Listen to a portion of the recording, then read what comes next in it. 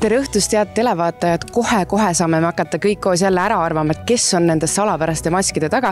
Aga enne olen mina ennast mugavalt sisse seadnud siia kohtunike laua taha koos Reigoga, et ikkagi vaadata, kuidas siit ülevalt on seda kõik. Kuidas tunne? No ma ütlen, et täitsa uhke tunne on. Ja vaata, kus see vaade, eks ole, sa näed nagu üle peade kõike sellist. Et sul on selline tunne, nagu sa oleksid nagu niisugune malemängi, eks ole, kes siin tõstab nupukesi ühes kohas teise. Selline päris võimas tunne on siin üleval. Sa oled nii varakult kohal. No teisi, ma saan aru, et siin kolleegid alles puhkavad kuskil puhkeruumis. On ju. Et kas sa teed siis nagu varakult kogu aeg sooja, et oleks kohe, kui mask on laval, kohe mina tulistan, kohe tean, kes seal on? Ma olen lihtsalt selline kohusutundlik inimene ja ma olen alati varem kohal. Ma ei ole hilineja tüüp, eks ole.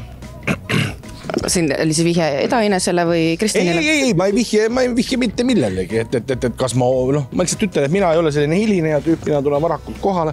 Ma räägin rahvaga jutuks, publikuga suhtlen. Head vihjed sealt on ju. Ja just nimelt, et nende inimeste, kes siin istuvad, ilmselgelt on ju tegemist saate fännidega. Ja kui sa oled fänn, mis see tähendab, siis järelikult sa jälgid saadet. Ja kui sa saadet jälgid, siis järelikult sa ju hakkad pakkuma, kes need inimesed on. Mul on siin mitu tööülesannet, et ma justkui nagu olen kohtunik ja samas olen ka Rahvusooper Estonia selline maskott ja reklaamija. Väga hea, me saime teada su taktika, me saime teada su turundusplaani, aga räägi nüüd mulle ausalt ära, kas sul on tekkinud juba selle saadetega, nende saadetega, mis meil on nüüd eetris ära käinud ja kus sa oled kohtunik olnud? Kas sul on oma lemmika ikkagi juba, keda sa nagu jõua ära oodata, et see mask tuleks maha? Ei.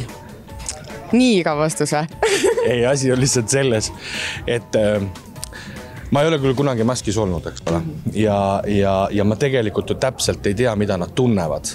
Aga ma kahtlustan, et seal maski sees on esiteks väga palav, teiseks on see väga raske ja kolmandaks on see väga pingeline. No mis seal salata? On neil raske, on teil siin raske, mina ei tahaks teie nahas olla, mina soovin sulle nüüd edu, jätan teid siia tööd tegema ja hakkame siis kõik üheskoos vaatama, kes sealt maskide alt välja tulevad.